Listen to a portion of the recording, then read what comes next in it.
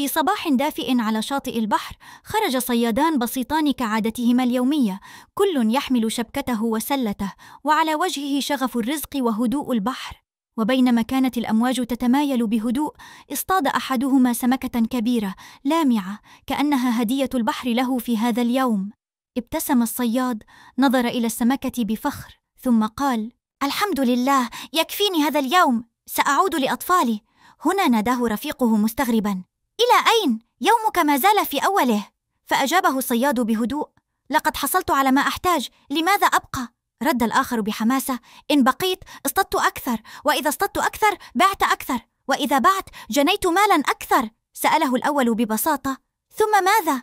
قال الثاني: تدخر المال وتزيد رصيدك في البنك، ثم تفتح مشروعا، ثم تصبح غنيا.